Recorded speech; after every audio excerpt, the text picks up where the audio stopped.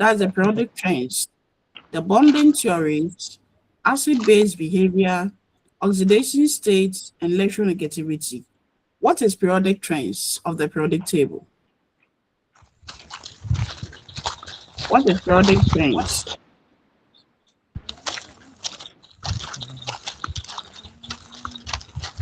So this is the periodic table, and this is what we call the group 1 element, starting from lithium to francium. Then we have the group 2 element from beryllium to rhodium. Then from scandium down to zinc down is what we classify as the transition element. Then from boron to neodymium is a group 3. From carbon to fluoride is group 4. Then we have group 5, group 6, group 7, and then the group 8 or the inert gases. Then we have this, the first line down here beneath the transition element is what we call the lanthanides. Then this last line here is what we call the lanthanides. So when we talk of the periodic trends of the periodic table, we are going to make a touch on how these properties of the various periods and groups of the elements affect how the element behaves either in groups or in periods. So periodic properties or the periodic trends classify group of elements or classify elements into a particular group and a particular period, depending on how this element behaves. So before we could say that a certain element is in group 1, it means that element has a common property. And here, take note that we are talking of the physical property and the chemical property of such elements. So all group 1 elements behave the same. When I say behave the same, it means they have the same chemical properties and the same physical properties. All elements, please mute your microphone. Mute your microphones. If you want to say something, you raise up your hand and I call you, because the noise coming from the background is distorting the whole thing. Remember, the lecture is on record, so they are recording it. Okay, so let's continue. So when we mention that we have elements being classified as group 1, the only thing that comes into our mind is that these group 1 elements have a common physical and chemical properties. Group 2, likewise. Group 3, likewise. So I'm trying to say that the behavior and nature of these elements makes them to be classified according to a certain groups or periods. And how they are also being arranged on the periodic table, classify them according to their periodic trends. And I asked, what is a periodic trends? Wait, let's differentiate between a period and then a group. So when you take the periodic table and we mention a group, what is a group of the periodic table and what is a period of the periodic table?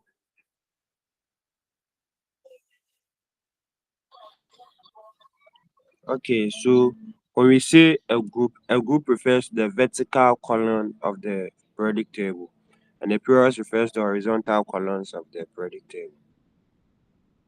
Okay, that's a good attempt. Any other?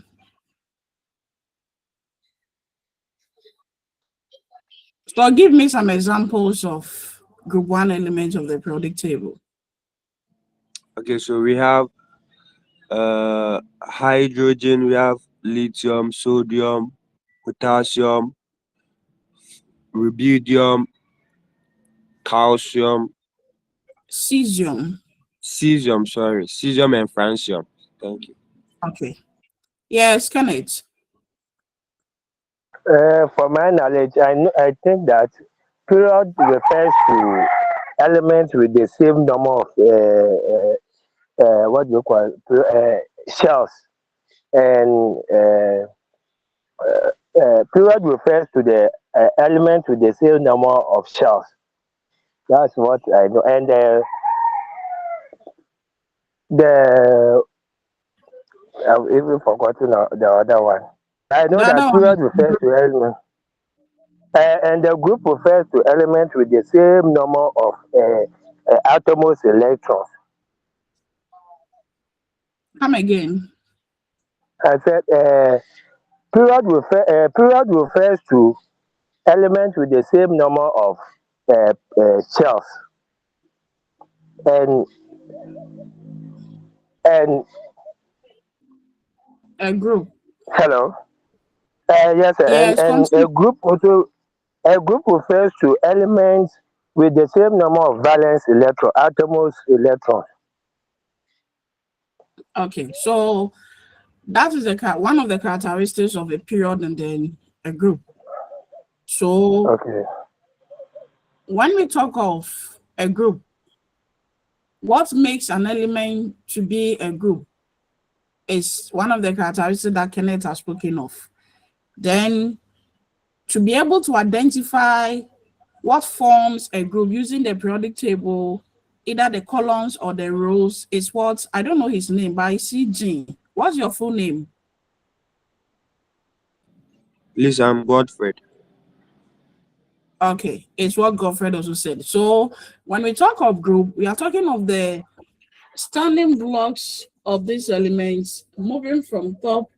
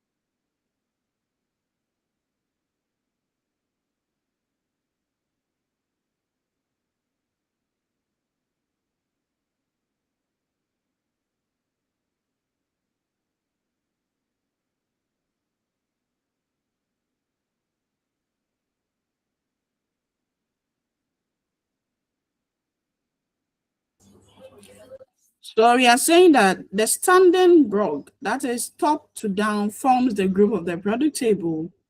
Then the horizontal, moving from left to right, forms a periods. Then what makes them to be called periods or group is because, one, when we talk of a period, it means any element within the period. And here we have period 1, period 2, period 3, 4, 5, 6, 7, and 8. Then the group, we have group 1, group 2, group 3, group 4, group 5, group 6, group 7, and then the inert gases or the group 8. So what makes an element to be classified as a period of the periodic table is that with them, the electron goes into the same cells. So they all have the same number of cells. Then the groups, they also have the same number of the valence electron. So if I say group 1, one of the common property that's of this group 1 element is that all these elements have one valence electron and they are very reactive. So lithium is atomic number 3. So the first shell will take 2, then the second shell will take 1. Sodium is atomic number 11. The first shell will take 2, the second shell will take 8, and then the last shell will take 1. Potassium is atomic number 19, so 2881. You realize that this element that I've mentioned are having one valence electron, therefore they belong to group 1. So the valence electron or the oxidation states of the element also classify the group in which they belong to. Then when we come to group 2, likewise, beryllium is atomic number 4, so 22. Magnesium is atomic number 12, 282. Calcium is atomic number 20, 2882.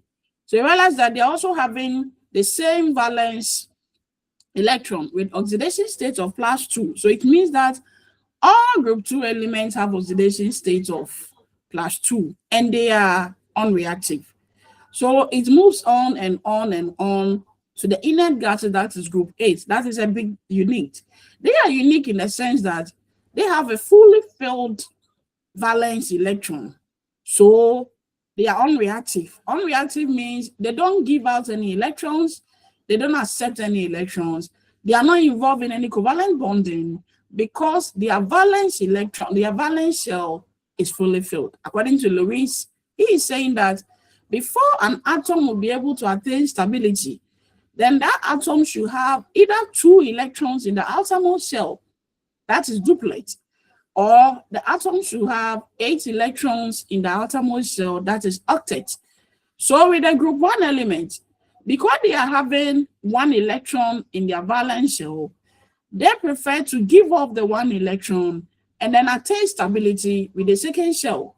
So sodium, that is 281, prefer to attain stability with the second shell containing the 8 electrons and give off the 1 electron. That makes group 1 element very stable because they don't need the 1 element.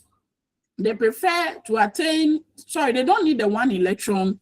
They prefer to attain stability with the second shell. That is either containing the 2 duplet or the 8 octet. So they easily give off their last valence electrons. That makes group 2 element very reactive. Group 1 element very reactive. When you move on to the group 2 element, according to Lewis, the atom can prefer to attain stability with the 2 or 8. So group 2 elements have 2 valence electrons. So they also prefer, or they can choose to keep the 2 and attain stability, making them unreactive. They are not going to release any electrons to any atom, and they are not going to accept any electron from any atom because they are already having 2 electrons in their outermost shell. Therefore, they prefer to be involved in what we call covalent bonding. They have 2 electrons, therefore they will bond with other atoms that also have 6 electrons. Bring your 6, I bring my 2, then we share together to attain the octet rule by Lewis. So it goes on and on and on and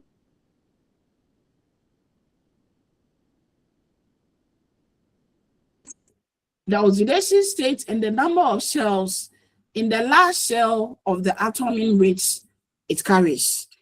And the period also talks about the atoms going into the same shell. So you realize that when we say period 3, that starts from sodium to argon. All these elements are having 3 shells. So sodium 281, magnesium 282, aluminium 283, silicon 284, phosphorus 285, sulfur 286, chlorine 287, in that order, then argon 288. So you realize that all these elements are having 3 shells, although their total number of electrons in the valence shell differs. Okay, now we are coming back to periodic trends. And I'm asking again, what is periodic trends?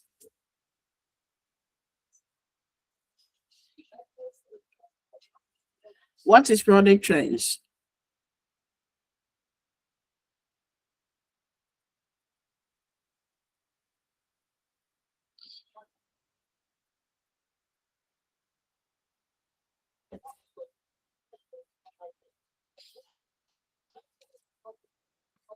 I believe you're all using smartphones, or some are having yam and cassavas and plantain. So in the product trends, we are going to talk about the behavior and the characteristics of these elements and how they behave either down the group or across a period. So when you move from the top to the down and we say it is a group, how will these elements behave when you are moving from the top or from the least element to the highest element? Will the size increase? Will the ionization decrease? Will the electronegativity decrease or increase? Will electron affinity increase or decrease? So when we talk of product trends, we are talking about how these trends affect the behavior and the characteristics of the elements, either in groups or in periods. So when we check this, you can see that across a period, this is an arrow indicating across a period.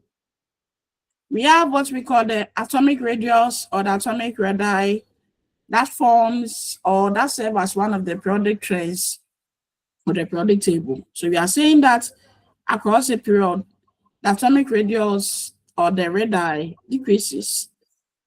Across a period, the first ionization energy increases. Across a period, electronegativity also increases. Then down the group, meaning we are moving from here down the group. We are talking of the group 1, the group 2, the group 3, the group 4, and the rest. So we are saying that electronegativity decreases down the group. First ionization energy decreases down the group. Then atomic radius also decreases down the group. We have about 8 periodic trends, but as we go on, we'll be able to come across the rest of the trends. For now, we are talking of atomic radius, we are talking of ionization energy, and we are talking of electronegativity. What is atomic radius as a periodic trend?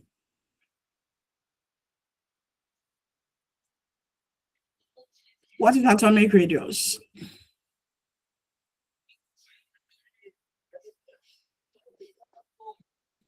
Please, can you hear me? Yes, madam. Due to the network, try to respond so that I'll be able to know whether my network is off or on. What is atomic radius of the product property or the product table? Okay, so when we say an atomic radius, it is a measure of the size of an atom from the distance of its nucleus to the outermost electron shell or the outermost shell. So it is a distance from an atom's Right. is a distance. Please, is it okay? Oh, you can continue, Godfrey. We are listening to you. So I meant an atomic size is the measure of an atom size, and mostly it is defined as the distance from the nucleus to its outermost shell. The distance from the nucleus to Okay, so the outermost shell or the valence shell. Yes.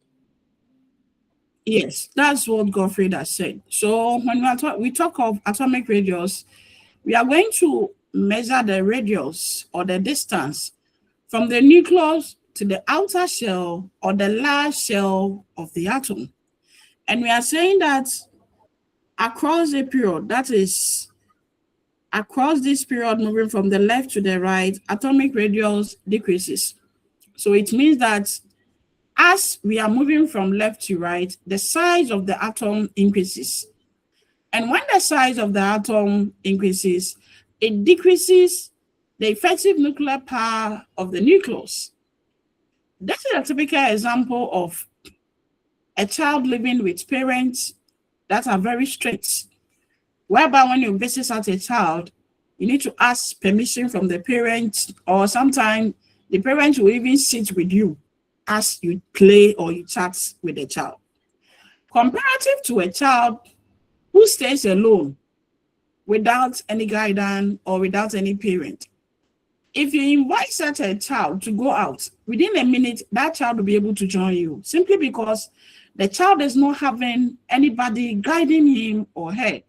So the person does everything at his or her own will. Nobody is supervising him or her.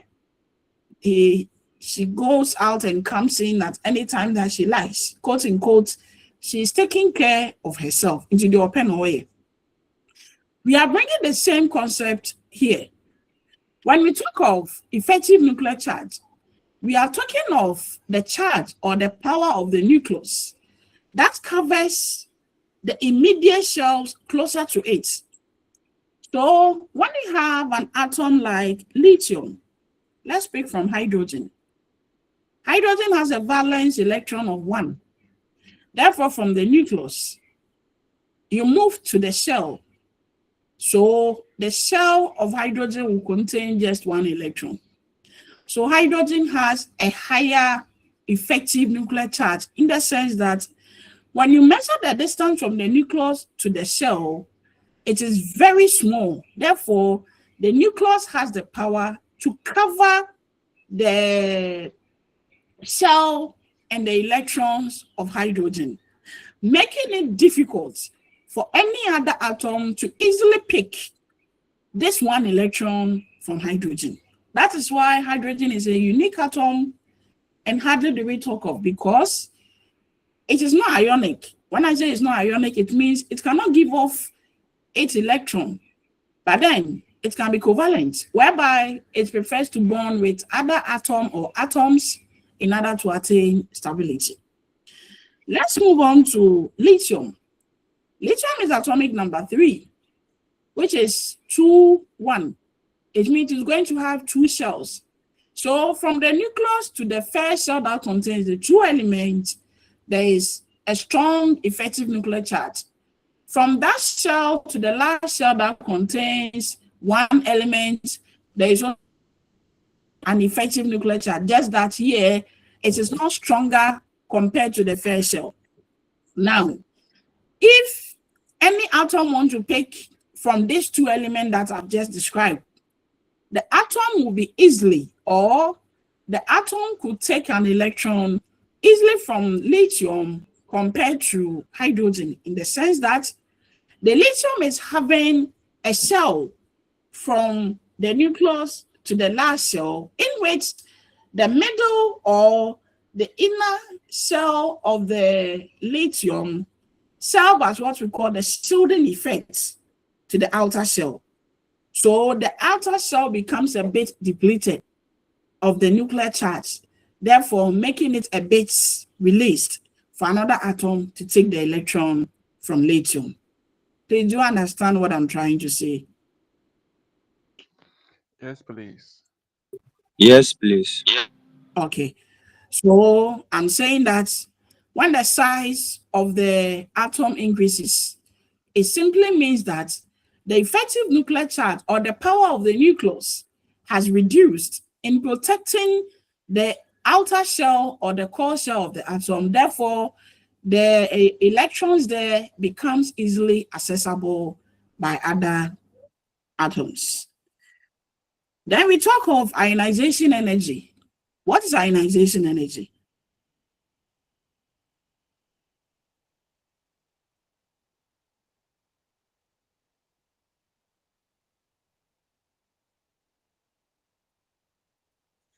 What is ionization energy?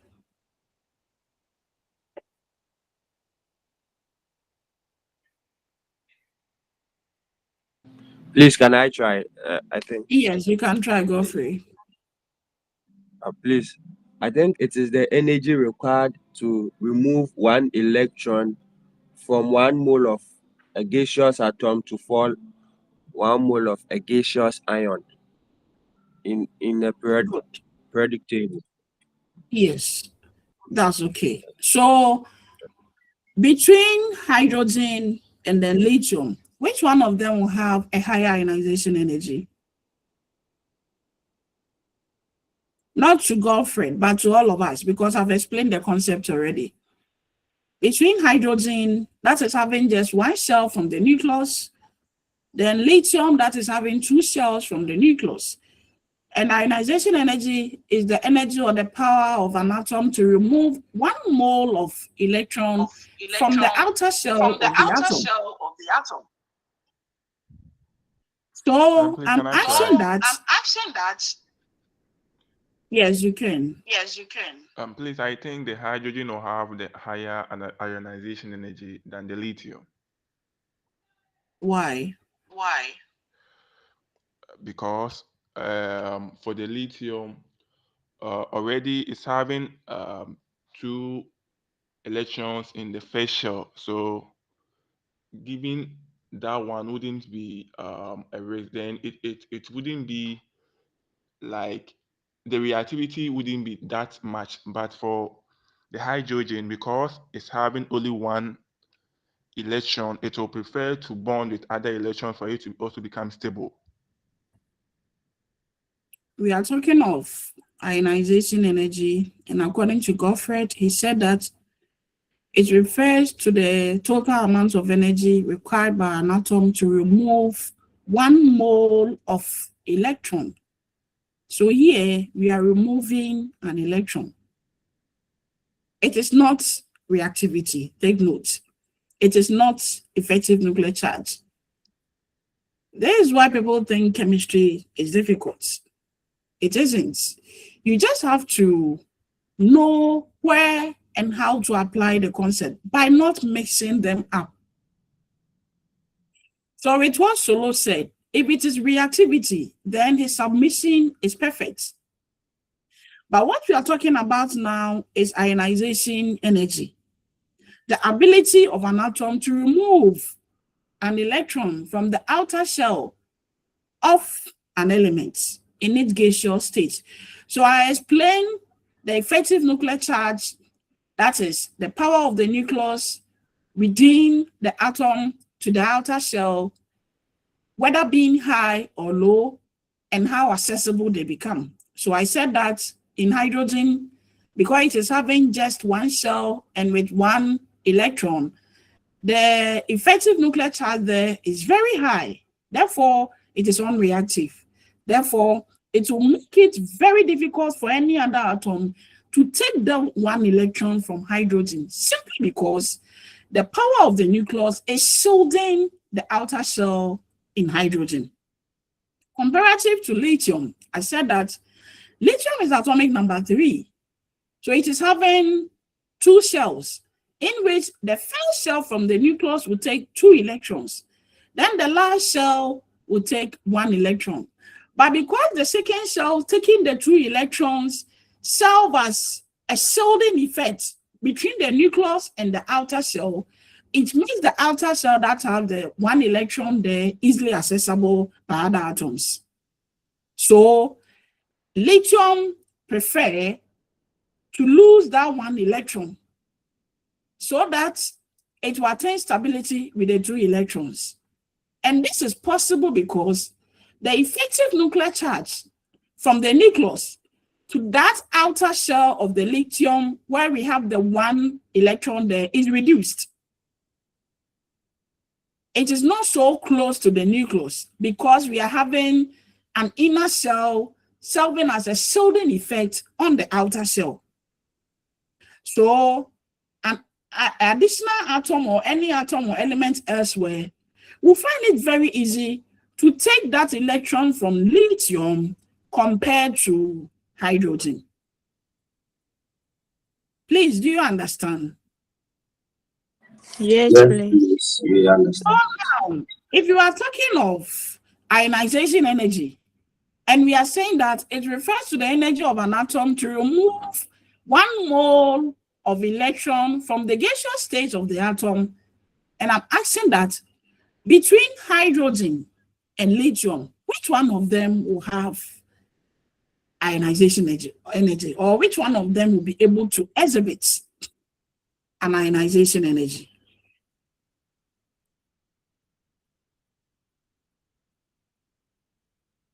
Okay.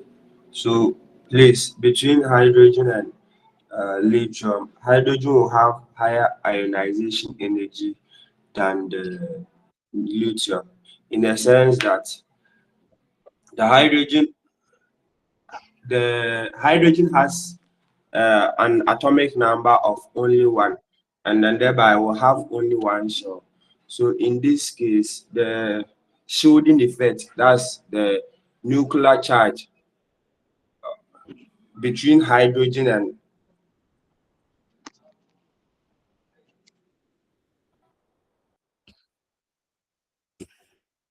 So let me come in here. When you remove the one electron from hydrogen as an ionization energy, what then becomes of hydrogen? Since the electron there is just one.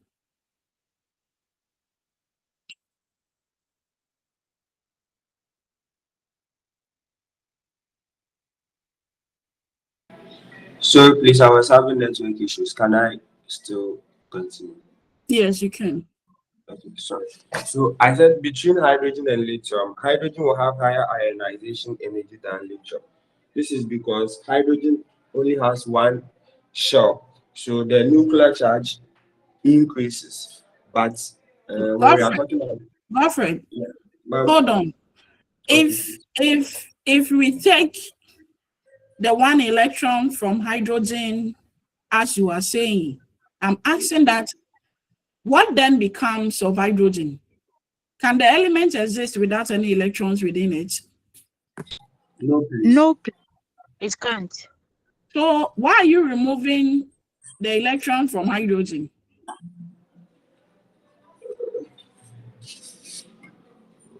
Because we are talking of ionization energy, removal of 1 mole of electron.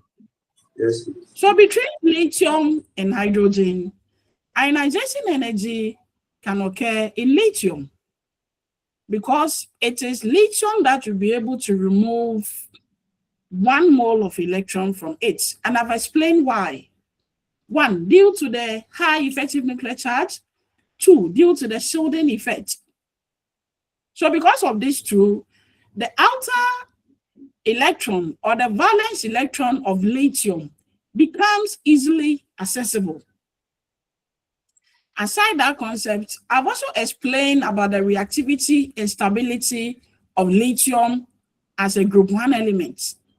That group 1 elements are very reactive because according to the Lewis-Dot structure or symbol, they prefer to attain stability with the 2 electrons in their second shell by releasing the last electron with the last shell with 1 electron. So when they release their 1 electrons, then they become very reactive.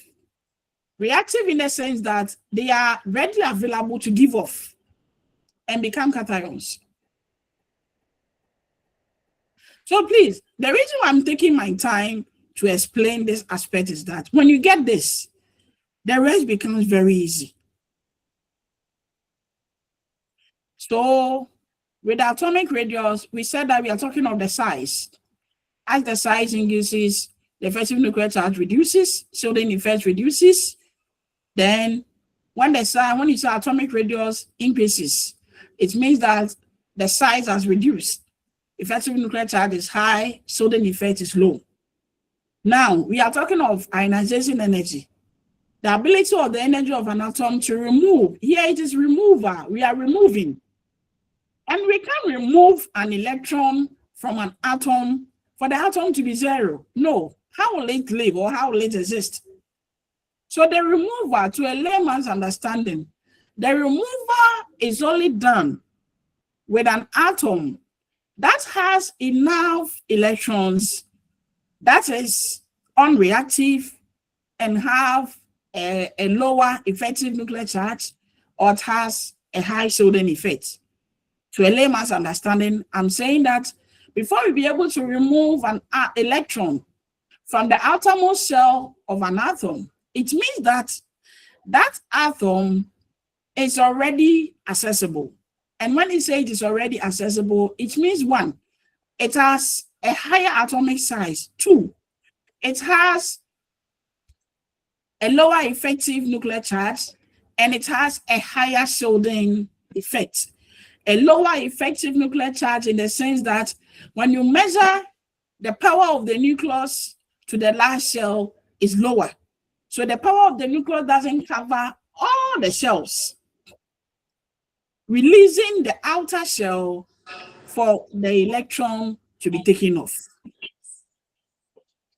So ionization energy is removal. We are removing. Please, is that okay?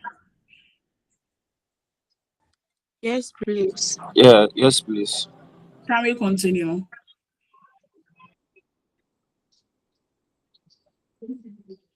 Yes, please. Okay, let's take one last example, then we'll continue. Let's move to group 3. Between boron and then aluminium, which one of these two elements will have ionization energy? Here, let's talk of high ionization energy. So the higher means it is very easy to take. The lower means you have some obstacles or barriers before you be able to remove the electron from the atom. So between boron, which is a group period 2 element, and then aluminium, that is period 3 element, which one of them will have a higher ionization energy? Or between, I think they're all in group 3, okay. Between boron and then aluminium, which one of them will have a higher ionization energy?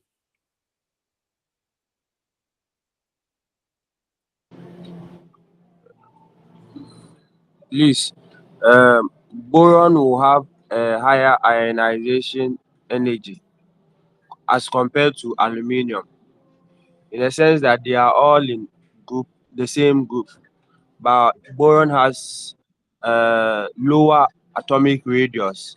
That means fewer electron shells, and this will result in higher effective nuclear charge, whereby aluminium's outer electron is more shielded and farther from the nucleus, so it requires less energy to remove the 1 mole of electron. Can we continue? Please, I'm done. Sorry. Okay. Then we talk of first ionization energy. What is first ionization energy? And again, I'm using the same two elements. Between boron and then aluminium, which one of them will have a higher first ionization energy? Please, So boron. we are defining first ionization energy. What is first ionization? We have first ionization energy, second ionization energy, and then third ionization energy. Please, first ionization energy is the energy required to remove an electron, 1 mole of an electron from an atom. That's what we were discussing. Yes, and what is second ionization energy? I've, Madam, please, can I try the second one? Oh, yes, you can. So the second ionization energy is the energy required to remove the second electron after the first one has been removed. From the same element. Okay. And what is third ionization energy?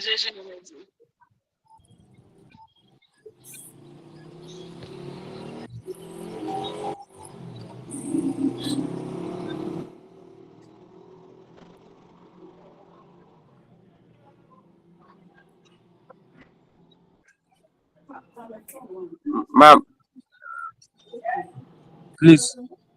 please, can we say it is the energy required to remove the third electron of an atom from the same shell? Yes. So When you talk of first ionization energy, we are removing 1 mole of electron from an atom. Second, we are removing the second mole of electron from the same atom. Then third, we are removing the third electron from the same atom successively. Therefore, I'm asking again, between boron and aluminum, which one of them will have the first ionization energy?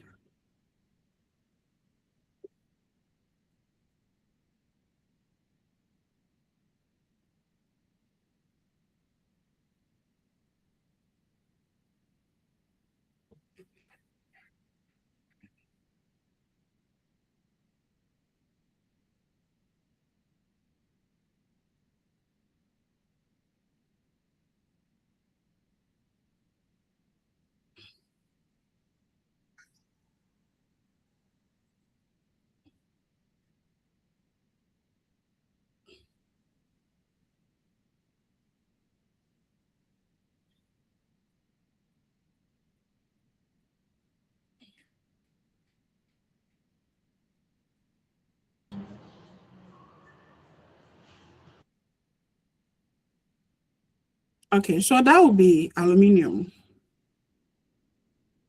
That would be aluminum. So aluminum as an atom is cationic, which means it has a positive charge of 3.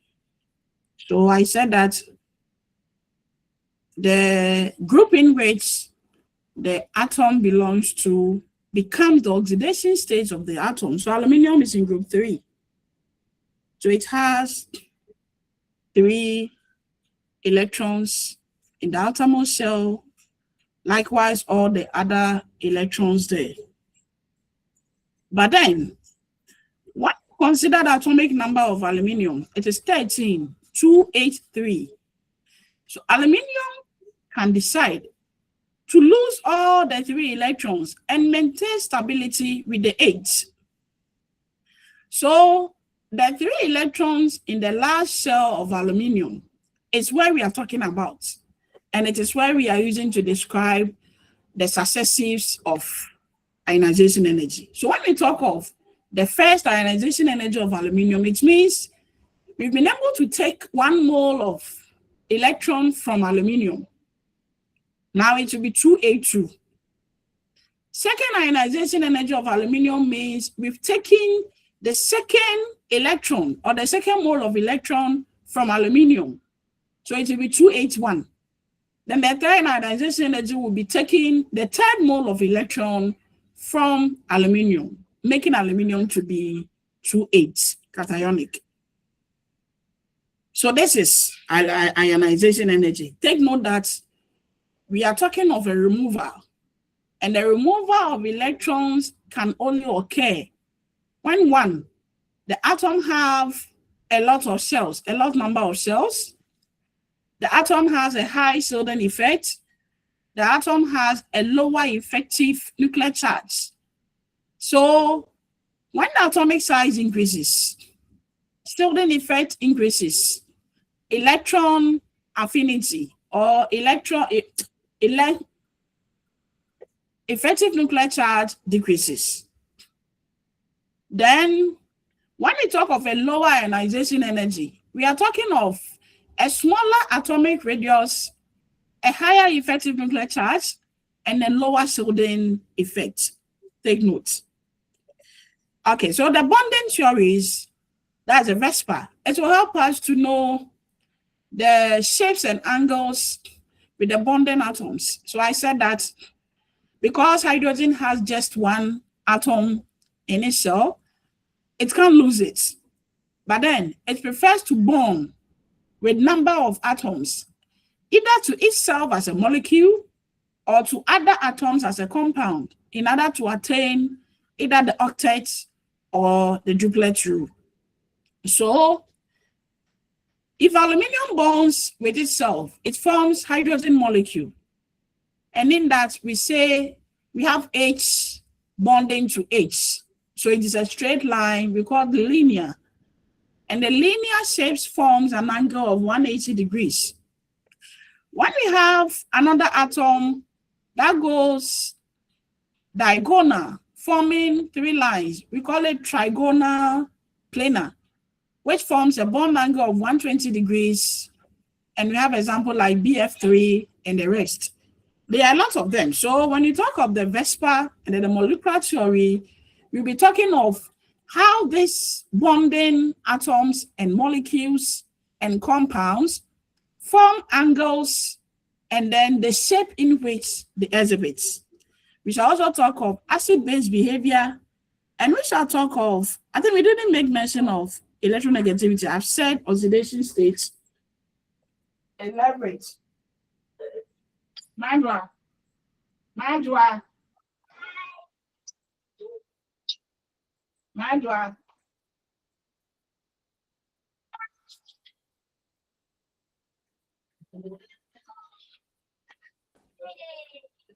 So what is electronegativity?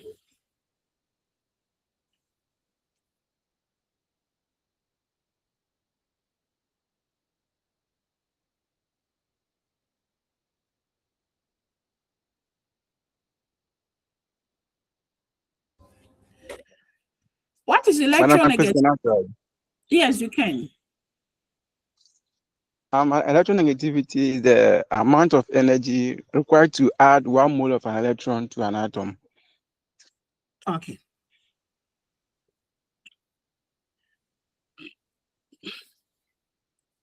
Why do we inculcate main group chemistry into modern technologies? Because these technologies rely mainly on these elements: the semiconductors, the layers, the batteries, the glass, the ceramics, the composites, all uses this main group element. Then we can also have them in energy and sustainability, whereby we have CO2 capture. When you talk of you are talking of the the greenhouse effects, the ozone layer, and those things. We'll make a touch on it. Nitrogen fixation, we can also use them in solar materials. We also use them in hydrogen storage, electrolyte, and batteries.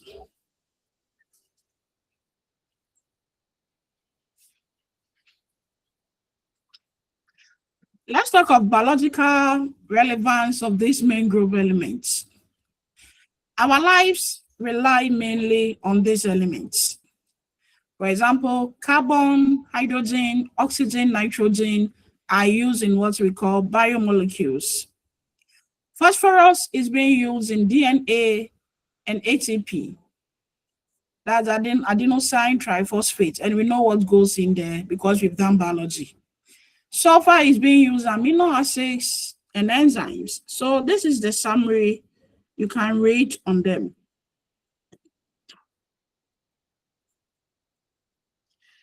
So when we talk of the main group elements, basically we are talking of group 1 elements, that's the alkali metals, group 2 element, that is the alkaline earth metals. Then we have the carbon, the nitrogen, the oxygen family, in addition to the group 7, that is the halogens, and then the noble gases. They form what we call the main group elements. So this is a further classification on what I've said.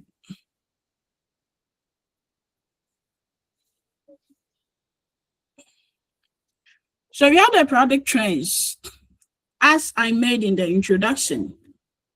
So we talked about electron shells, we talked about electronegativity, ionization energy. The next thing that we didn't make a touch was electron affinity. We will do it. Metallic character. Yeah, you're talking of the non-metals and then the metals.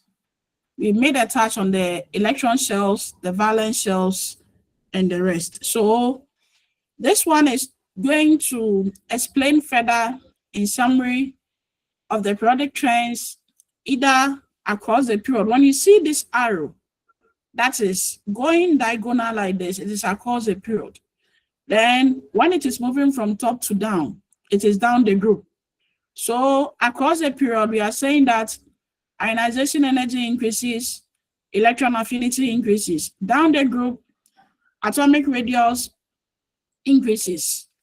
Then atomic radius also increases with the lanthanide and then the actinide.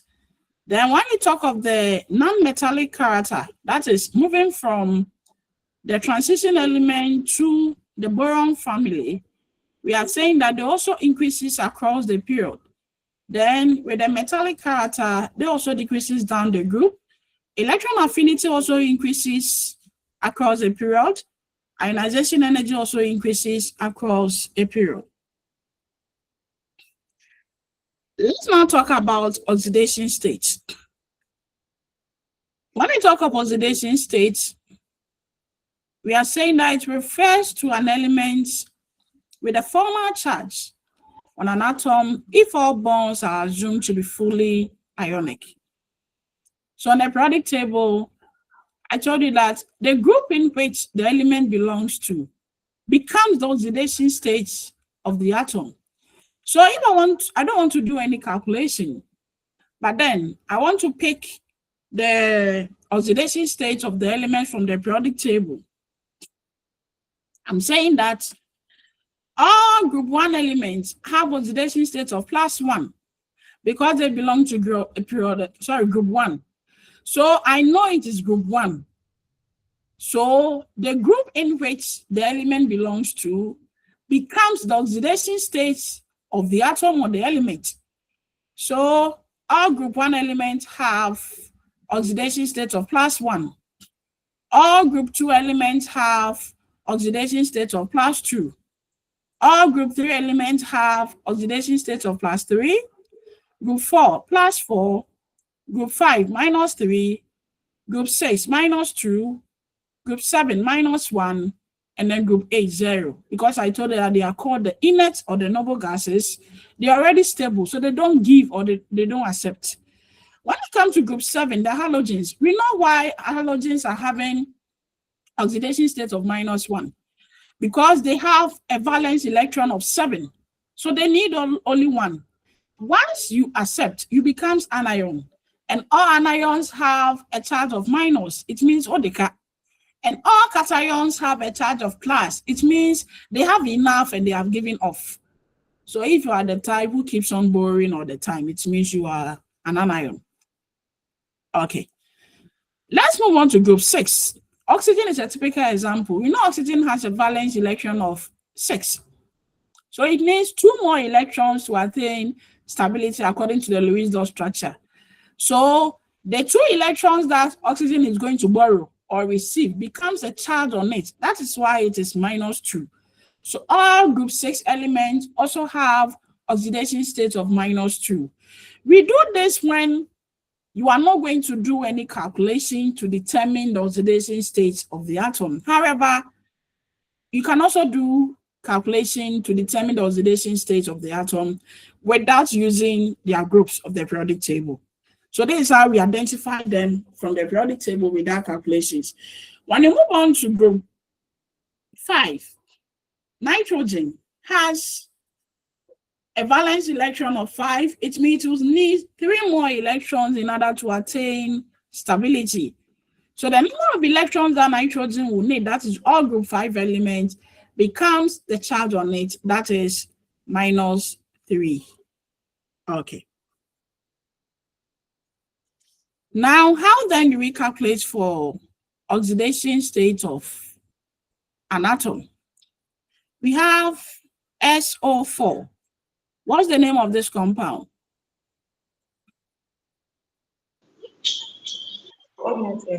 Sulfate.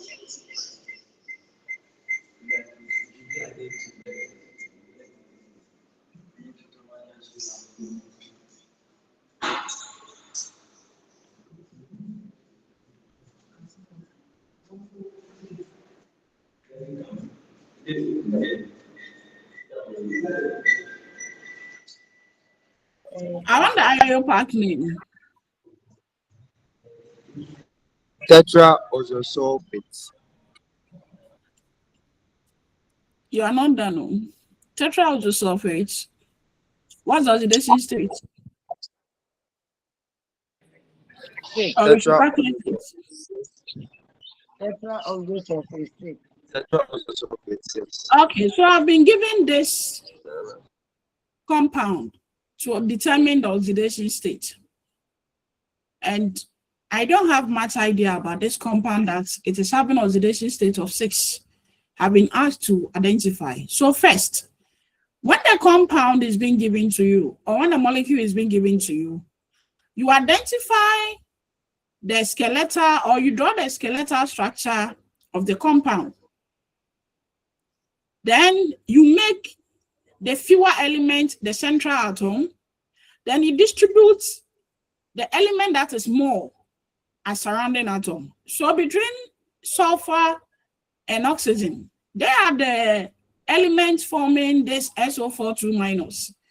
So within SO42 minus, we have sulfur and we have oxygen. Now, sulfur is just 1. Oxygen is 4. It means that sulfur is going to be the central atom, while oxygen is going to be the surrounding atom. So I've distributed oxygen around sulfur. So this becomes my skeletal structure according to the Lewis dot structure. Okay, now the central atom, the next rule to what I've said is that after you have drew the structure, the central atom should have 4 bonds. The central atom should have 4 bonds. So when you consider sulfur, you realize that sulfur is going to be bonded to oxygen, 1 bond, oxygen, 2 bond, oxygen, 3 bond, oxygen, 4 bond. So sulfur is fully filled. Now let's consider that of oxygen. Oxygen is having this bond, and this bond. It means you need another 2 to attain stability. Oxygen will need this bond, and this bond. It means we need another 2. So that's why we are having -2 around all the structure for oxygen. So because the sulfur is least, sulfur becomes the central atom, then sulfur becomes the element in which we are going to calculate its oxidation state for the whole compound. So we subject the central atom to any variable. It can be A, it can be B, it can be Y, it can be S, but you know, we are more used to the S and then the Y. So let's say X represents X. Then we know oxidation state of oxygen should be -2 because it belongs to group 6. Then you multiply the 2 by 8, then you subject to, or you equate it to -2 because the -2 here becomes the total charge of the compound. Whenever the compound have a charge on it, the compound becomes equated to its charge. Please, is that okay? So we are going to get X plus -8 equals to -2. And that is why the oxidation state there is +6.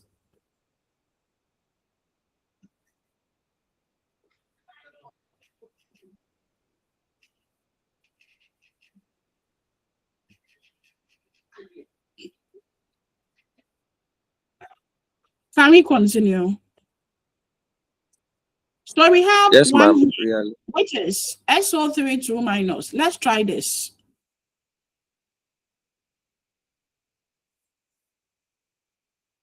So let me quickly go through the rules of how to calculate the oxidation state of an atom, of an atom, of a molecule or a compound. It's not part of the slide, so let's just spend some few minutes and go through. So the oxidation state of an atom in its free or elemental form is 0. It means that when I say an atom is free or is in elemental form, it means that that atom has no charge on it. The atom has no charge on it. So elemental or free form. Please, are you listening? Yes, madam. Okay. So sodium, which is Na, has oxidation state of 0 because it has no charge on it, because it is in its elemental form. Oxygen, O2, has oxidation state of 0 because it has no charge on it. Chlorine gas has oxidation state of 0. So no matter the state of the atom, whether it is a gas, whether it is a solid, or whether it is a liquid, once the atom or the element has no charge on it, and it is standing alone, or it is not bonded to any other atom, we say that the oxidation state of such an atom is 0. Okay. The next rule says that the oxidation state of a monoatomic ion is equal to its ionic charge. When we say monoatomic ion, it's just the elemental form of the atom and now becoming ionic. So we said that sodium doesn't have any charge on it, so the oxidation state is 0. Now sodium is ionic, meaning there is a charge on it. So it becomes a monoatomic ion. So Na plus. So the plus becomes a charge of sodium ion, which is +1. When you have Mg2 plus, the +2 becomes the oxidation state of the magnesium ion. Then when you have Cl minus, the -1 becomes the charge of the chlorine ion. So the next rule is saying that the oxidation state of the monoatomic ion is equal to its ionic charge. The ionic charge here can be cationic. That is when the atom or the element is existing as a cation, or it can be anionic when the atom or the element is existing as an anion. So whether there is a plus or there is a positive on the atom, because the atom is monoionic. When you say monoionic, it means because the atom is standing alone and having a charge on it, the oxidation state of the atom becomes a charge. Please, can I continue? Yes, please. Okay. The next rule says that in a neutral compound, the oxidation state is 0. In a polyatomic ions, the oxidation state equals the overall charge of the ion. This is just a feather on what I just said.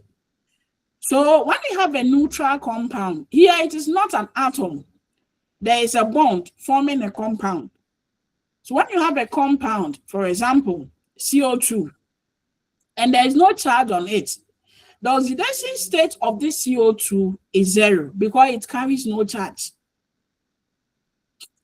Then when we have a polyatomic ion like the one that we just saw, SO4 2-, we are saying that in this polyatomic ion, it equals to the overall charge of the ion. So when we calculated for the overall charge, we had +6. So that is why we add the +6 or the 6 as oxidation state when we are naming this SO4 2-. Rule 4, it talks of hydrogen. It says that hydrogen has an oxidation state of +1. But in metal hydrides, hydrogen is -1.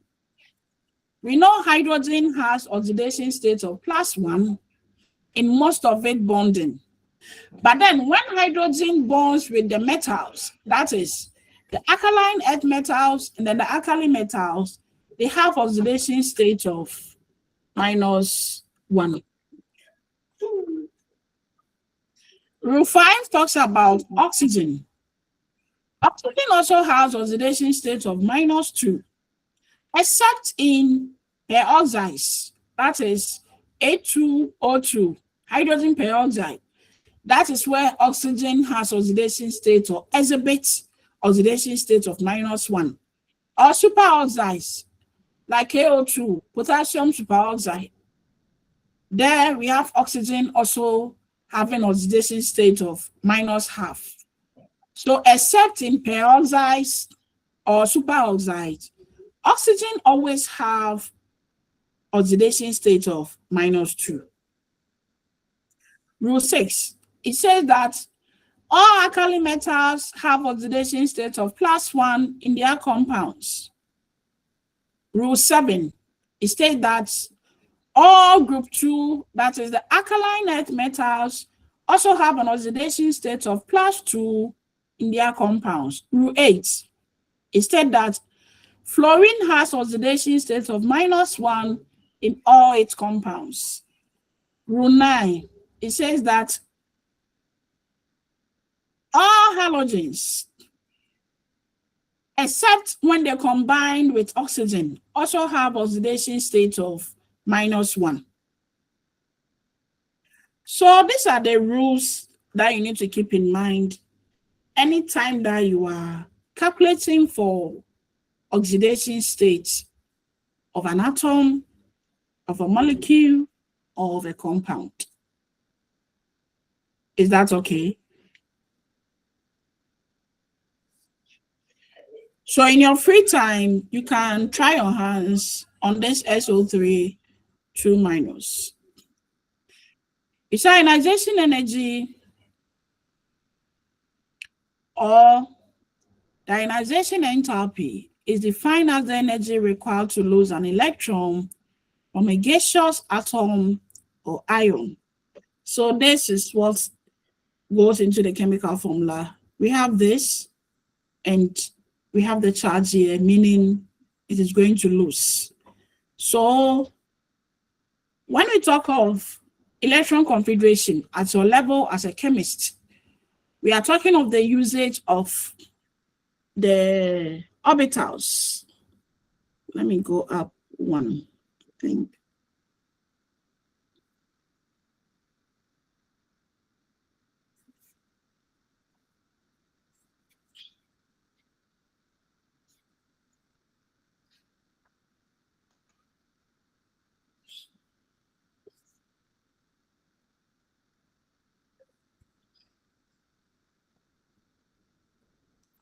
We are talking of the usage of the orbitals, and we know at this level that we have 4 basic orbitals of the periodic table. So we have the s orbitals, we have the p orbitals, we have the d orbitals, and we have the f orbitals. At your level, we usually use the s and p. Then in advanced cases, we talk of the d. Usually we don't use the f. And I believe you know them. What's an s orbital? S orbital. So on the periodic table, we are saying that the s orbitals are the group 1 and then the group 2. The d orbitals are the transition elements. The p orbitals, group 3, group 4, group 5, group 6, group 7, and then the halogens. Then the f orbital form the actinides and then the lanthanides. So that is why they are the heavy transition metal. That's why I said with the f orbital, usually we don't use them. So basically, we are concerned with the s orbital and then a p orbital. That is the group 1 to group 8. Then sometimes in advanced cases, we talk of the transition metal. That is the d orbital. Then in advanced cases, we can also talk of a more complex orbital, that is the f orbital. And I'm asking again, what is an s orbital? I believe you've heard it before.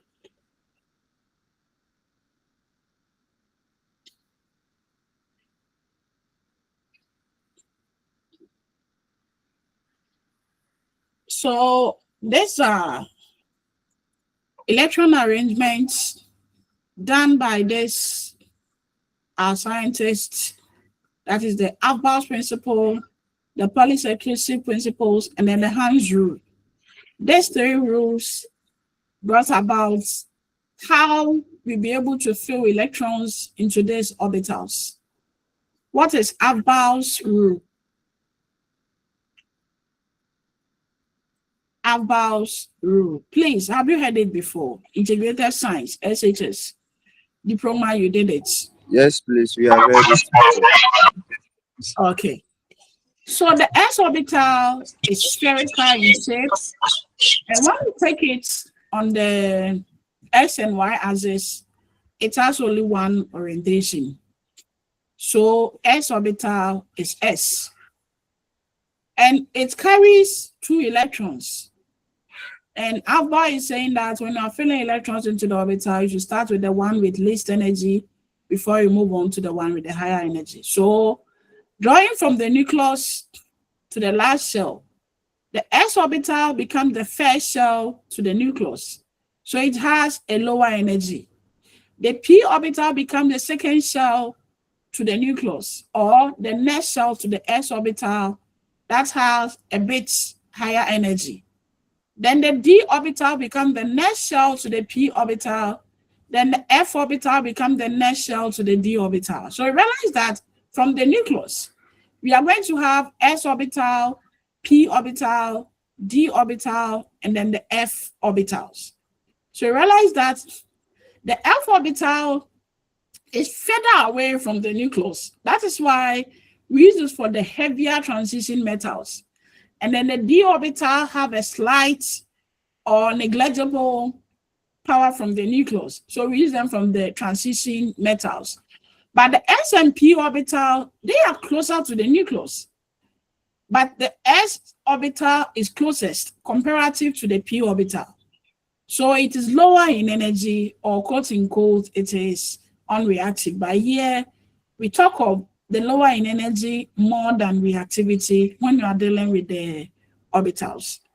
So one of the rules is saying that when we are filling electrons into these orbitals, we should start with the one that have the least energy, and s orbital has the least energy before we move on to those with higher energies. Higher means they're a bit far away from the nucleus. So if you have SPDF, you fill s orbital, you fill p orbital, you fill d orbital before you move to f orbital. Now let's talk of orientations of these orbitals.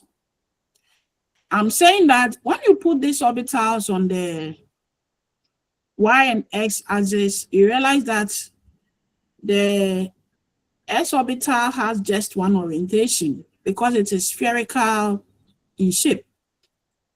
Then the p orbital has 3 orientations because it forms what we call the dumbbell shape. So the p orbital has sub-levels of sub-orientation that makes them rotate simultaneously along the x and y axis. So when we go into the sub-levels of the p orbital, we have the px, we have the py, and we have the pz, depending on how you are going to rotate along the axis. So with the ps, the py, and then the pd, take note that each of them contains 2 electrons according to Hans' rule. So an orbital contains 2 electrons, and the 2 electrons should have opposite spins according to Pauli's. So if you are saying that the p orbital has 3 orientations, it means we are going to get 3 times 2, and that will be how many electrons there? 6 6 electrons. 6. Very good, 6 electrons. So the s orbital have a total number of electrons of 2. The p orbitals have a total number of electrons of 6. The d orbitals also have 5 side levels or 5 orientations along the x and y axis. So we have 5 times 2, and that will be how many electrons? 10. 10 electrons. The f orbitals also have 7 sub levels So that will be 7 times 2.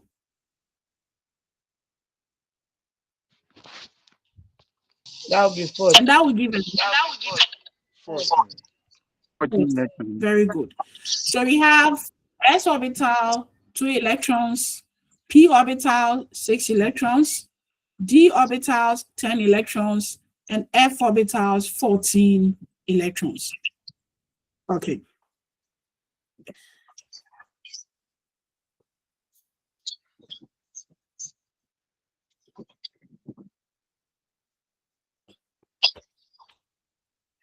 So now we are going to talk of how to fill electrons into these orbitals because we are dealing with ionization energy. That's why I have to go back and make a start on these orbitals. And I believe you've done this. Please, have you done this in your previous courses? How we Yes, fill please, we electrons? have done it. Yes. Okay. So we have beryllium, which is atomic number.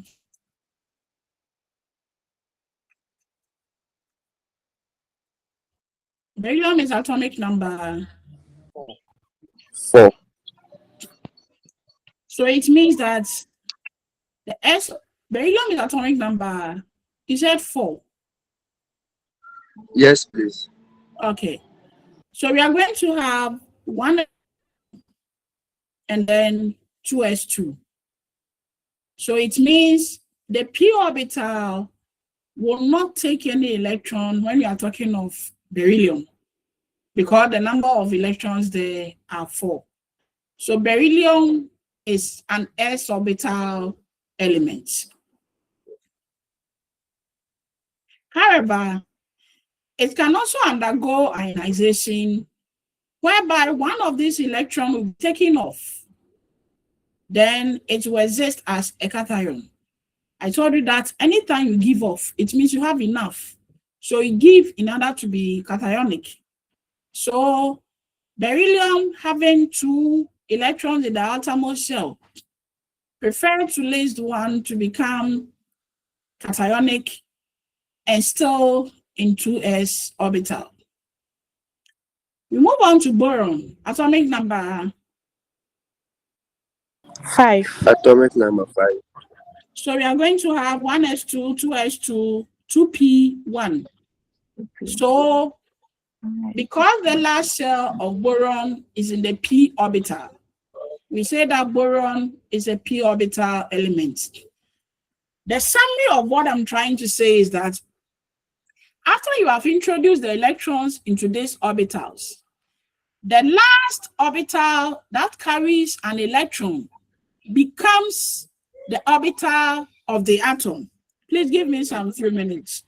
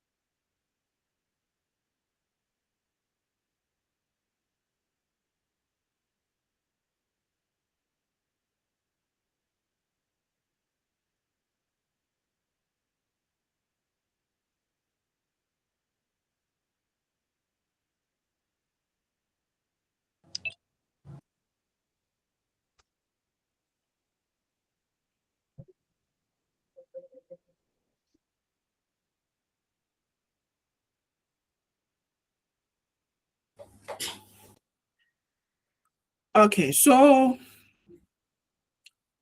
I was saying that after you have introduced the electrons into the orbitals,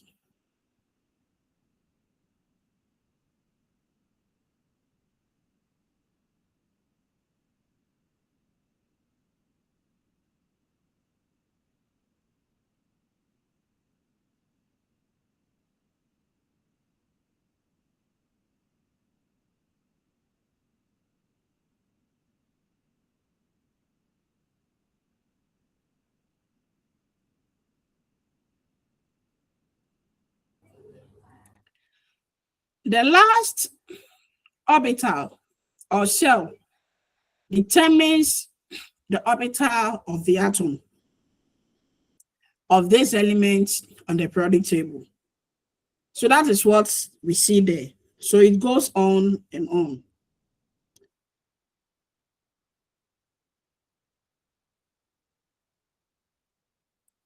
There is a calculation involved in how to determine the electronegativity, the ionization energy of these elements. And when you create the WhatsApp page and you add me, I will send you the equation. Then in our next lecture, we make a touch on it. I don't want to touch on this now. We will do it later. And when you finish, you'll be able to try this question. So let's move on to electron affinity.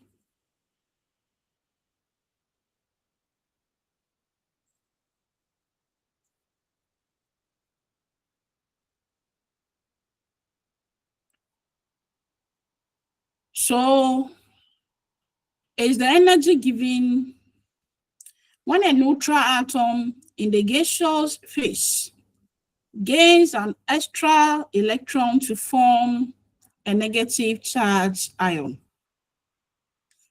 So with ionization energy, we are saying that you give in order to be positive. By electron affinity here, you are going to accept in order to be negative. So here we are still talking about the cationic and then ionic concept, whereby the atom have enough electrons and prefers to give off. So when you give in elements or in atom, you become a cation. Then when you receive, you become an anion. So electron affinity is just the opposite of ionization energy. And I always say, whenever I'm handling this course, that the electrons or the atoms are not selfish as we are. They are made in such a way that once one atom is ready to give, another atom is ready to receive. The one that is not able to undergo this concept, they come together based on their properties. Here, either the physical or the chemical properties, then they bond in order to make each of them fully filled and stable. So with this concept, we don't throw electrons away, no. And you wouldn't give in order to be deficient, no. I said that they give only when they know they have enough. They are satisfied before they give. And anytime that they are ready to give, there is another ready to also accept. So just as I explained with the ionization energy, the same thing goes for the electron affinity, and you can read on them. This is just the graphical representation of them. And when you go through it to be self-explanatory. So you are saying that across the period, electron affinity increases.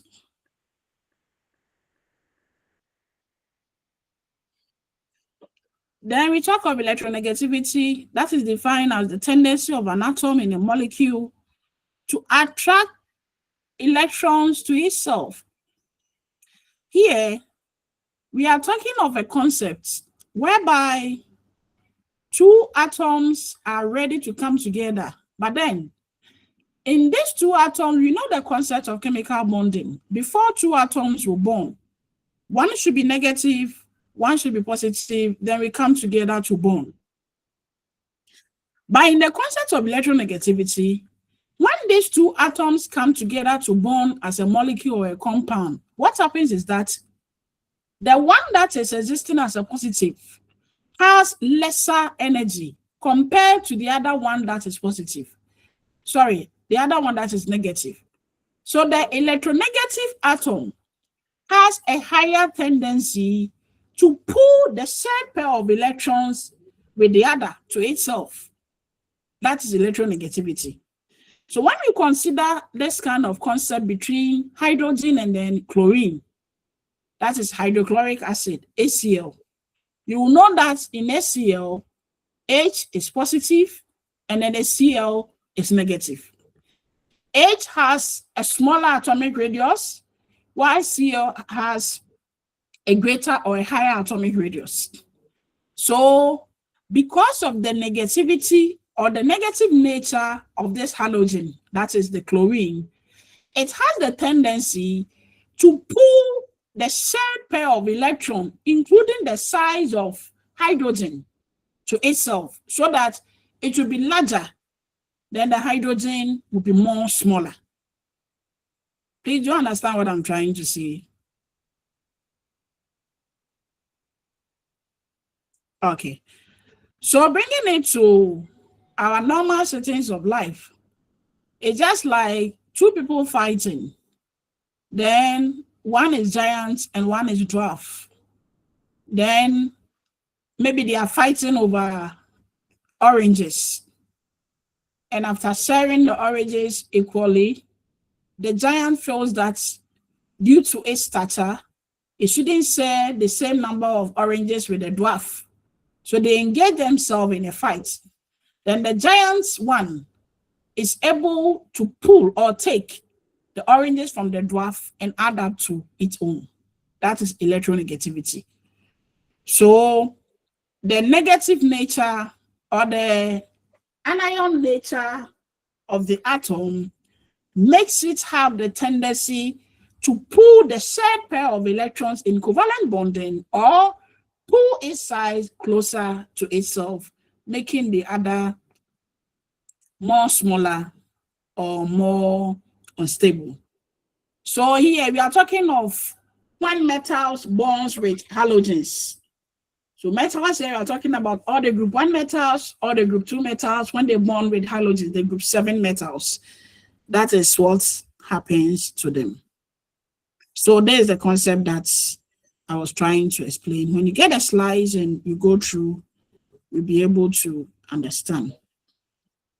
We have other properties of this main group element, of its structure, of its bonding, and of its reactivity.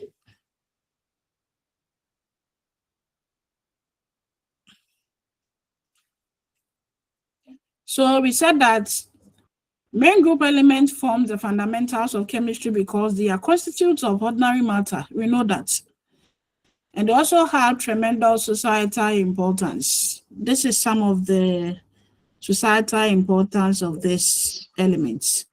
The usage of aluminum, the usage of bromine, calcium, carbon, chlorine, chromium, helium, hydrogen, iodine, neon, nitrogen, oxygen, potassium. So this is the societal importance of main group elements. When you get the slides and you go through, it is self-explanatory. Okay. So we are done with chapter 1.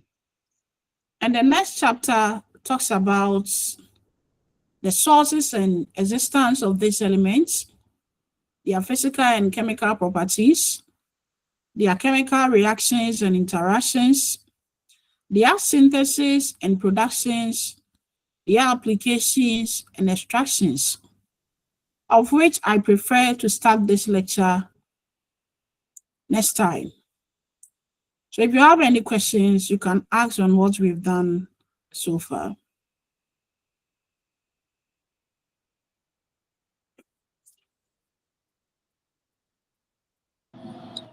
Please, ma'am, for me, I am okay with all the explanations and the lecture. May God bless you. And bless you more. Please, does anyone have anything to ask for clarification?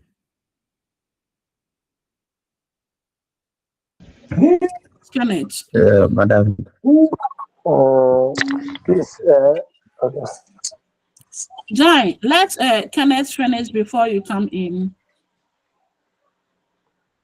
Please, Kenneth, I'm please talking about how Hello, I'm talking about how we will get the slides of these presentations. Yes, and I'm saying that I believe this is our first time meeting. So, do you have a course rep? We are yet to maybe This get is some. are you a new batch altogether, or you've had lectures before in your previous semesters? Which semester is it? Is this first or second? This is first. This is your first Our first semester. semester. Oh, okay, so first semester and then first academic year, right? Yeah. Oh, okay. So please, who is ready to be our course rep so that the person could create the WhatsApp group? Then I share the slides with you. Madam, Okay, so Kenneth is ready to be our course rep. Kenneth, what's your full name? Kenneth Kobner. Okay, so Kenneth Kobner, please create a WhatsApp page, then Okay. make it easily notifiable. I beg. I handle a lot of students, so if you make it in such a way that I'll find it difficult to identify you, I will mess it up. So make it main group chemistry level 200 UCC. Is that okay? Okay. Yes. The Okay. heading should be main group or level 200 main group chemistry UCC. So that when Okay. it's done, I will send you the documents and then the slides. Then we take it from there. Okay. Have a blessed day. Good morning to you all. I'm Good Gladys. morning. My name is Gladys Hayford Good Owusu. morning. Sir. Thank you, ma'am. And as time goes on, I will get to know you. Okay. Okay. Thank you. Okay. Thank Bye. you. Okay, colleagues, please, good morning once again to all of us. Good I morning. think Good morning. the WhatsApp group should be created so that we'll get the slides. But some of the things we need to go through them once again before our meeting. Hello. Yes. Hello. Yes, Mr. please. Kennedy, waiting. Please, I have problem with creation of a WhatsApp group, so anybody at all can also volunteer and create. Even though Madam said I'm the course for, but it doesn't spoil anything. So if anybody is ready to create the group, I think I have a problem in creating the group. I don't know why. Even when they create for me to join, at times unless individual person send me the link before I will join. So anybody at all who is also willing to create the group to share to the group is also allowed.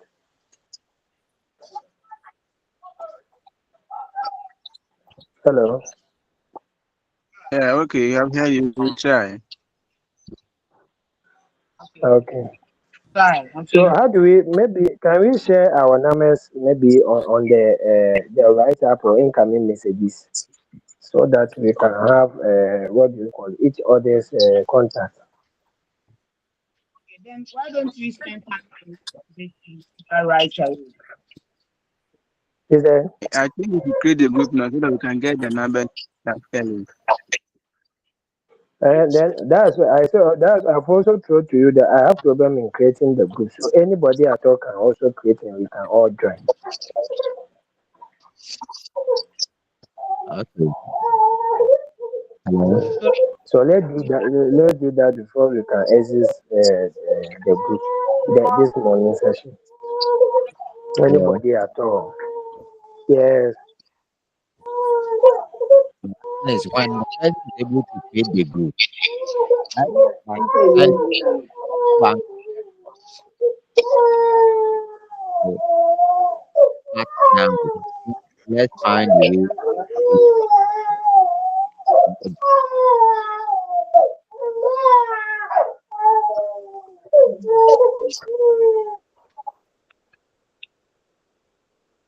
Let's save for a while and then see so that we'll try and then I can create the group now. Let me just try if I can create the group now. please come again. I want to try if I can do the details so that I can get the numbers and add them already. Create some. Let's all see what.